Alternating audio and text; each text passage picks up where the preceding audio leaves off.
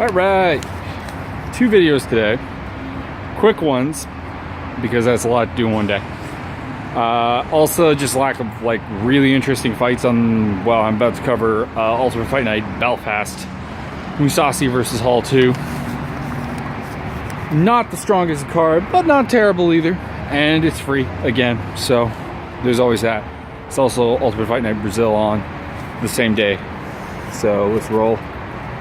Charlie Ward versus Razak Al Hassan, going with Charlie Ward. Brett Johns versus Quan Ho Quack, going with Quack by unanimous decision. Actually, let me think of that. Probably TKO, actually. He hits hard. He brawls a little bit. Honestly, these are words you could probably say about every Korean fighter. It seems like it's their hallmark. He'll probably get the job done here. Marion Renault versus Milana Dudiev. Going with Marion Renault, who I think, well, a fighter doesn't really excite in terms to watch her fight. She's very, very good. Very athletic. Very well-rounded.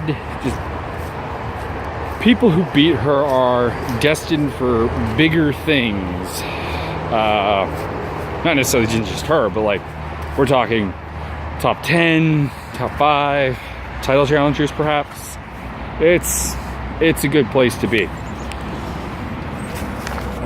Continuing on. Zach Cummins versus Alex Yakovlev. Going with Zach Cummins. Yakovlev at 170 is always, I mean, he's kind of small for the class, while Cummins is pretty big. Mind you, he did beat George Sullivan, referring to Yakovlev.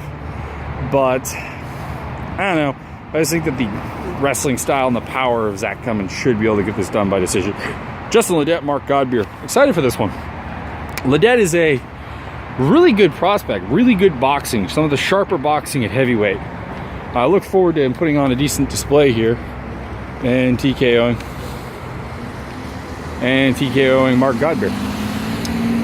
Anna Elmos versus Amanda Cooper. Elmos decision. Kevin Lee versus Magomed Mustaev. Going with Kevin Lee, but I've been thinking about this. Mustaev is a big prospect. Your typical Russian. I'm going to use that as a catch-all for Russians, Chechens, Dagestanis, etc. We'll just go with Russian. It simplifies things. Kind of your typical fighter from that region, and really promising. But I think Kevin Lee's just like a little too much of a step into the deep end. Kevin Lee, really good wrestler, pretty good boxing. Should be able to get this done by decision. Horiguchi versus Ali Bagatinov. I'm looking forward to this one like no one's business. This is a fantastic fight. They're both guys who can wrestle. They're both guys who can grapple. They're both guys who have a really good gas tank. They're really aggressive. They're very good wrestlers. Fantastic fight. I'm giving Horiguchi the edge. I think he's just a little technically better on the feet, a little faster, a little more athletic, and that's going to be the difference. Is I think Bagatinov's going to have a lot of moments, some fantastic moments, but he's going to come up just a little bit short. He's a little too hittable for my liking, and Horiguchi will outpoint him on a way to decision. Jack Marshman versus Magnus Siedenblad, going to Siedenblad. Huge, just destructive force of the division. Decision. Continuing on, Ian McCall, Neil Seery, prelim main event. Fantastic fight. Should be exciting, but there's not really anything Neil Seery has to trouble McCall with. He's maybe the marginally better striker, but I think the wrestling and grappling of McCall is just really, really far ahead of Neil Seery. He'll probably get tapped out here. This is his retirement fight, so I'm a little disappointed to be picking against him in Neil Seery. He's retiring. Why this is not on the main card is Neil Seery's retirement bout. I don't understand. Particularly when I named the first thing that is going to be on the main card. Hang on here. Text message in the way.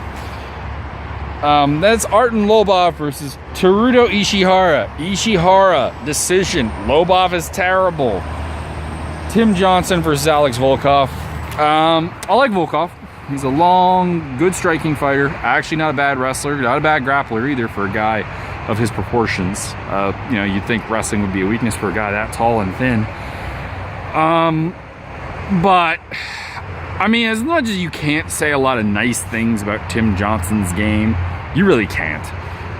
He is really tough, kind of okay at everything, not really all that good at anything, and big and strong, and he will probably grind out a decision here against Volkov, who I just don't think has the power to deal with Johnson if he pushes him against the cage and can get him into a clinch regularly. I mean, there's a path to victory for Volkov, but it involves staying on the outside, and I mean, everyone has more or less had that against Johnson, and not a lot have really managed to pull it off. So, yeah, Tim Johnson decision. Ross Pearson versus Stevie Ray. I like Ross Pearson, I really do, but I feel like he's just been on such a not good run lately outside of beating Chad Laprise, basically. Like, he's had moments in every fight, but he keeps coming up short. I think this is another case of that. Stevie Ray is a really good prospect. Pretty good everywhere, to be honest. And I see him picking up the decision victory here. A tough fight against Ross Pearson that he will take. What else is there to say on that one? And then main event, Gegard Mousasi versus Uriah Hall. The rematch of a fantastic knockout, although not necessarily a fantastic fight. Mousasi was winning the first one. Not a lot has changed. This is a rematch of a fight that didn't happen that long ago. I see Mousasi's the better striker, the better wrestler, the better grappler, the better fighter, just all around. The total package that is Gegard Mousasi is a top 5 middleweight. Whereas Uriah Hall has a tremendous physical game and not bad technical skills. Don't get me wrong. This is not one of those freak athletes with bad technique. He's got good technique, particularly on the feet. He mixes in a lot of power, a lot of spinning stuff. He could definitely catch Mousasi again. But that is his only hope, in my opinion. Like, he has to catch Mousasi with something, frankly, a bit ridiculous. I don't see it happening again.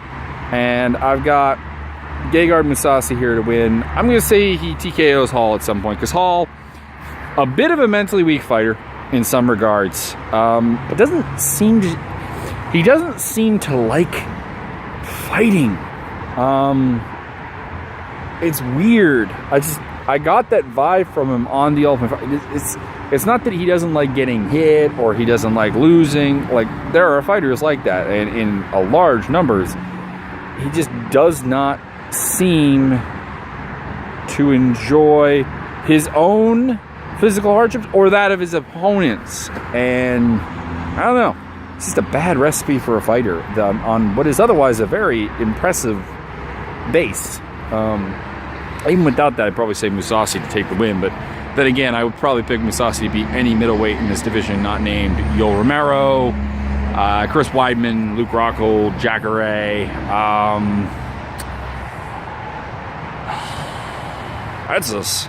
Those are the only ones I would think I would take over him in a heartbeat. I mean, there are competitive fights in there. Michael Bisping, I think that's a competitive fight. I think Robert Whittaker or Derek Brunson is a competitive fight. Which, by the way, that's a sweet fight I'm looking forward to, is Brunson versus Whittaker.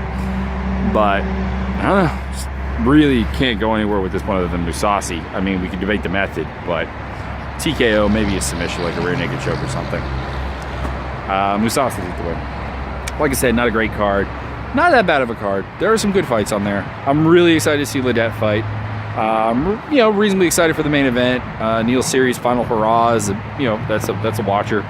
Ian McCall always brings it. I don't know. Aside from that, not a lot. But enjoy. I'll be back with. I'm gonna get dinner, and I'll be back with the UFC Brazil breakdown.